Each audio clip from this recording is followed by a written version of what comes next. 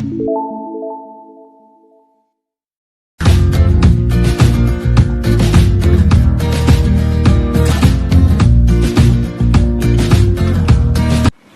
morning students, this is Joy Varghese from Uncovering Chemistry.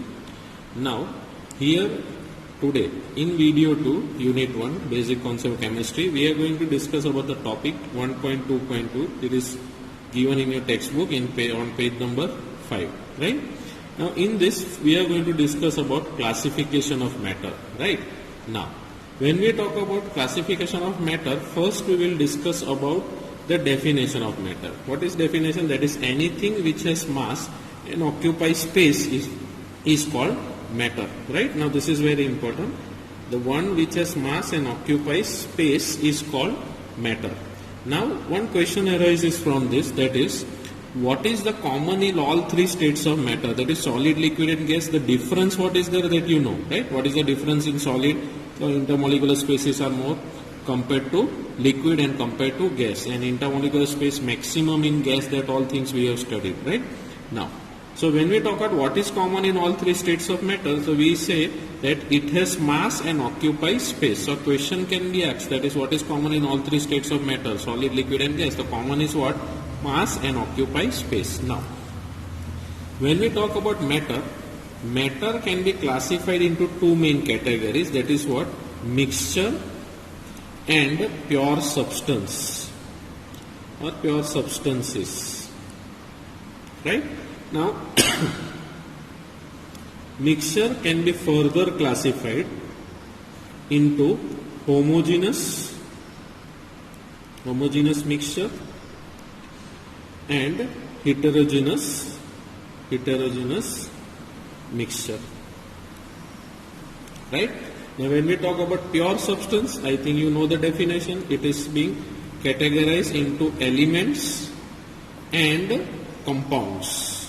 Now when we talk about these elements I think you must be knowing, you know that periodic table 119 elements are there, right? By using these elements 919 elements, we can form a compound. That is elements, when we say suppose hydrogen is there, oxygen is there, is all of the elements what you see in the periodic table. Which table? Periodic table, right? So now suppose if I take this hydrogen, means hydrogen diatomic form, oxygen diatomic form, what you get? Water. So this is a compound what I am talking about. Same way 2 hydrogen you can use to form H2 molecule like this. So from elements only we can make compounds what we are talking about. So pure substance are classified into elements and compound, and mixtures, that is the next first classification of matter, are classified into homogeneous mixture and heterogeneous mixture. Understood? Now when we talk about this homogeneous mixture, homogeneous means what? You can simply take a mixture of sugar and water, right? So you will get what? Sugar solution, right? Now in this case sugar is considered as solute and water is considered as solvent, and we know solute plus solvent gives you what? Solution. What do you get? Solution. Understood? So now here in this case sugar is in less proportion, solvent, water, always solvent is in more proportion, you get a sugar solution. So here this is a mixture, sugar solution is a mixture and homogeneous. Why homogeneous? You can simply take an example. You take a border dish, what we say, border dish. Clear? Now in this I will pour this mixture of sugar solution in this, right? I will pour the mixture, clear? Through glass I will pour the mixture in this. Now this is north, south, east and west, what we call, right? So now when we say about this or any direction, you take 1 spoon from here and taste it. See the sweetness. 1 spoon you take from this side, this side, this side, like this, means in a dish only what I am talking about, not a globe. So you take and taste it, you will see that the sweetness will be same throughout, right? So there will be no difference in the sweetness, what we call. So what is the meaning of that? In a homogeneous mixture, the compounds are mixed uniformly, means the mixture is uniform. Mixture of sugar and water is uniform throughout. Clear? So this is the main line what you have to remember for the definition of homogeneous mixture. Understood? Now this also you will see from a textbook. Heterogeneous means what? You can see it separately. Now suppose if I mix sand and salt if I mix. So you can easily see the difference, that is which are the sand particles, which are the salt particles. So that is an example of heterogeneous mixture. You can take sand and water also. Clear? It will not dissolve in it, right? Now same way we will discuss about the definition of elements, little bit hint I gave, and also about what you call the compounds also we are going to discuss from your textbook. Okay, next. Before going through textbook, you can just see this is a nice coloring image. You can see what is written. Matter can be classified into what we say two types, main physical classification and chemical classification. Physical classification, solid, liquid and gas. What we have studied, liquid state and gaseous state we have studied in states of matter, if you remember. Okay, that is a physical classification of matter, right?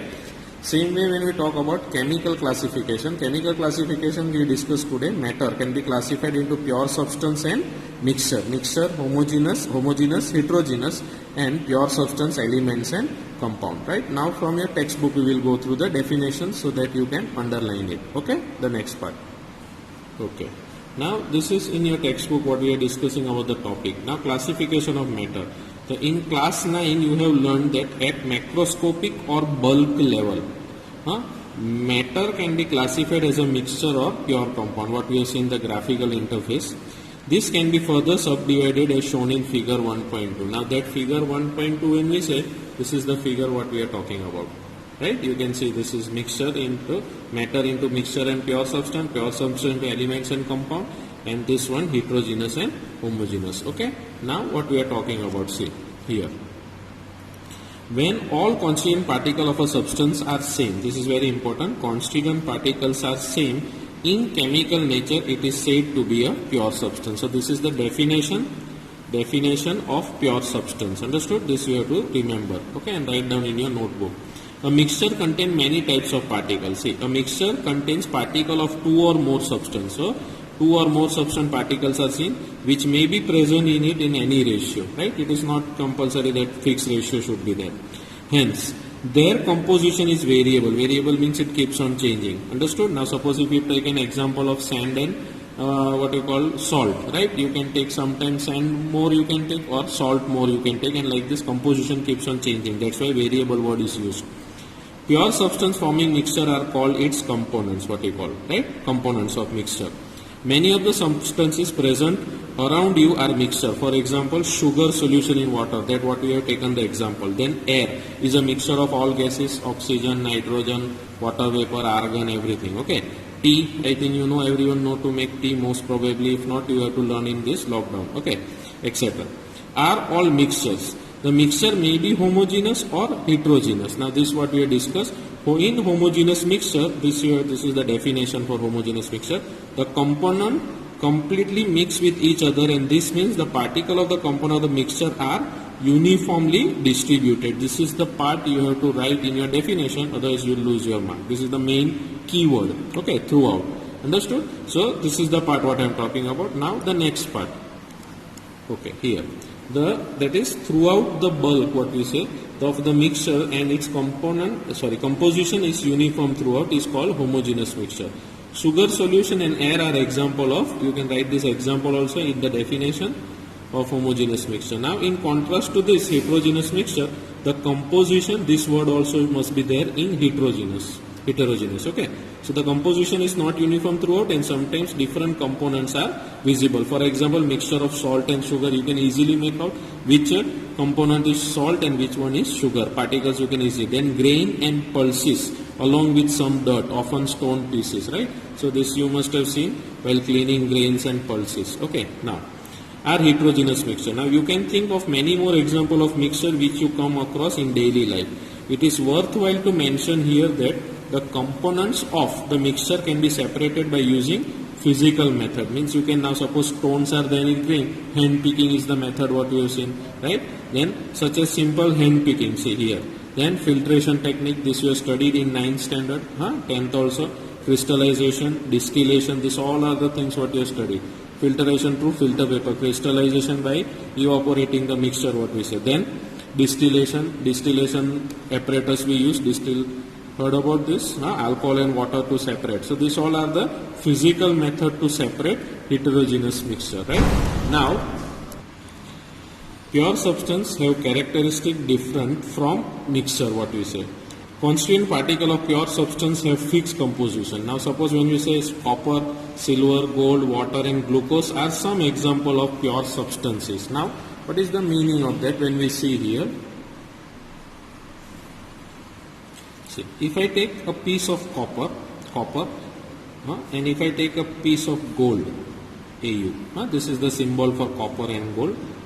First letter should be capital, second must be in lowercase, uppercase and lowercase. So copper, when I say all the atoms in this piece of copper are of Cu atom only. All the atoms are of Cu, right? And when I take about gold, in gold piece or a piece of gold, what we say, all the atoms of gold only.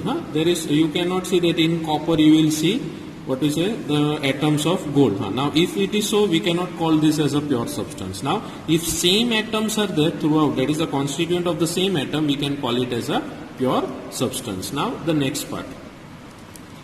See, glucose contain carbon, hydrogen and oxygen in a fixed ratio and its particles are of same composition. Hence, like all other pure substances, glucose has a fixed composition. Now what is the meaning? When we say glucose, it is C6, H12 and O6, what we say, right? So when we talk about this C6, all the components with what we say, the atoms are fixed in a ratio, what we say. Understood or not? So we can say this carbon, hydrogen, oxygen are fixed in a pure substance, what we say, right, of glucose. No any other elements will be found except these three. Okay, now the next part. See. Hence, like all other pure substances, glucose have fixed composition. Also, its constituent carbon, hydrogen and oxygen cannot be separated by simple physical method. Now, physical method means what? These are the physical method what we saw. Hand picking, you cannot pick carbon from there. Or filtration, filter paper you use, you cannot separate carbon, hydrogen or. Okay, so these are the methods which cannot be used for pure substance to separate this, what we say. Understood or not? Okay. Now the next one. Pure substance can be further classified into elements and compounds. Particle of an element consists of, now this is the definition, what we say. Particles of element consist of only one type of atom, that what we have discussed here. Now this is the copper is an element, so here same atoms are there in that. Okay. Then one type of atom. These particles may exist as atom or molecule, means they combine to form an atom or molecule. You may be familiar with the atoms and molecule from the previous classes. However, you will be studying about them in the detail in unit 2. That already you have completed. Sodium, copper, silver, hydrogen, oxygen, etc. are some example of elements. So when you write a definition, you can write this example also. They are all atoms are of one type. What we discuss here, all one type of atoms are only seen in that. They are all atoms are of one type. However, the atoms of different elements are different in nature.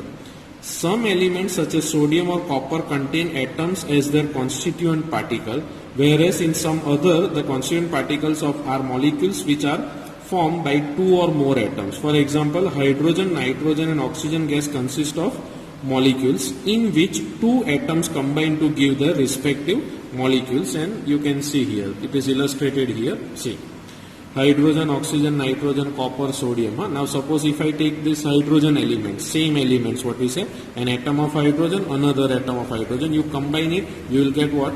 HH molecule, or also you can write it as H2. This is the diatomic form. Which form? Diatomic. Two atoms are there. So H2 you can write like this. Okay. So a molecule of hydrogen, H2 what we written. Same way, oxygen combines, you can see same elements. We are not talking about hydrogen, oxygen. We are talking about the same atoms only. Oxygen combine to give you what? O2 molecule, what we say. Right. They are always found in which form? Diatomic form. Which form? Diatomic form. Understood this? Now you can see. What is the word here? This is the definition of what we say compounds. What we say, this is definition of compound. You can underline this. Okay. This is definition. Okay, these are all VSQ questions. Which questions? VSQ. Now what is written? When two or more atoms of different elements, the word is very important here. Which elements? Different elements combine together in a definite ratio, the molecule of compound is obtained. That is, now suppose if you take an example of a water molecule, that is H2 plus O2 gives you what? H2O we can say, right? So now here you can see the ratio is fixed. That is what? Hydrogen and oxygen ratio you will see. It is atoms when we say in the form of an atom, the ratio is 2:1 what we say. Or when we talk about the atomic mass ratio, what is the word? Atomic mass. Hydrogen we can say 2:1 plus oxygen 8 what we say. Okay, oxygen, sorry, not 16 what is the atomic mass. Understood? So in this case if you see, if you just divide it 2 by 16, so it is what? 1 by 8. So ratio of atomic mass when you compare here, what is the ratio is 1:8 what we say. So fixed ratio, this is the word fixed ratio, means anywhere in laboratory you prepare water or in natural way. Okay, water is prepared what we say, it will be always in a ratio 1:8, right? This is the fixed ratio what we call. So again here the definition what is given, when two or more atoms of different element combine together in a definite ratio, the molecule of compound is obtained. Moreover, the constituent of compound cannot be separated into simpler substance, means I cannot separate this H2O, this H and O I cannot separate by physical method. Physical method we have seen, which are the filtration, distillation, hand picking, this all. By that you cannot separate this water, hydrogen and oxygen here. Okay, now they can be separated by chemical methods. Example of some compounds are water, ammonia, carbon dioxide, sugar, etc. are the molecules of water, and carbon dioxide represented in figure where you can see here 1.4. Now this is the figure 1.4 what we are talking about. You can see water here, right? So how water is formed, that I already explained. H2 plus O2, right, gives you what? H2O. Same way carbon plus oxygen gives you what? CO2 what we say, right? So this way you can prepare compound by taking different atoms of elements what we say. So this is water molecule, this is carbon dioxide molecule. Understood? Now the last paragraph here, we will finish this. Note that the water molecule comprises 2 hydrogen atom and 1 oxygen. What I explained you already, that is the ratio what we said here. The ratio of atoms when we say it is 2:1. Similarly, a molecule of carbon dioxide contains 2 oxygen atom and combined with 1 carbon atom here. You can see here. This is the part what we are talking about. Thus, the atoms of different elements are present in a compound in a fixed and definite ratio. This is very important. In a compound, the atoms of different elements are present in a definite ratio, fixed and definite ratio. That is 1:8 what I said. And this ratio is characterized of a particular compound. Also, the properties of compound are different from those of its constituent elements. That is the meaning of what? Now suppose when we say here, one nice example is here. Suppose if we take the H2 plus O2 gives you what? H2O, right? Now when we say hydrogen, hydrogen is a combustible gas.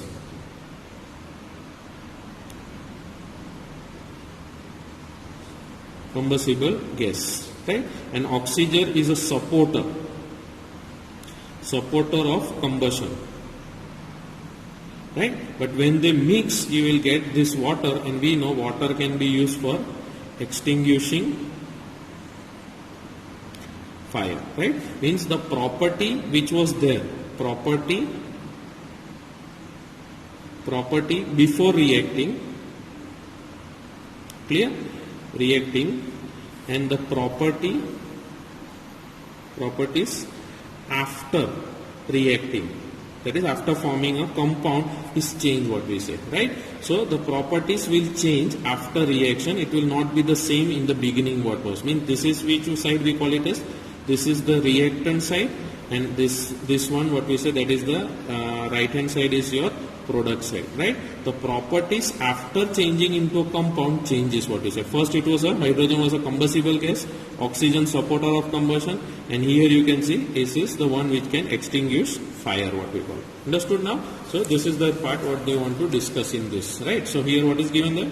The property of the compound are different from those of its constituent element. For example, you can see hydrogen, oxygen what I explained, where the compound form by their combination, that is water is a liquid, and it is interesting to note that hydrogen burns with a pop-up sound, that is a combustible gas. Oxygen is a supporter of combustion, but water is used as a fire extinguisher. So this one example you can write for combustion also. Understood? So here we will stop our video. In the next video we will be discussing about properties of matter and their measurement, how to measure it. Okay? Thank you.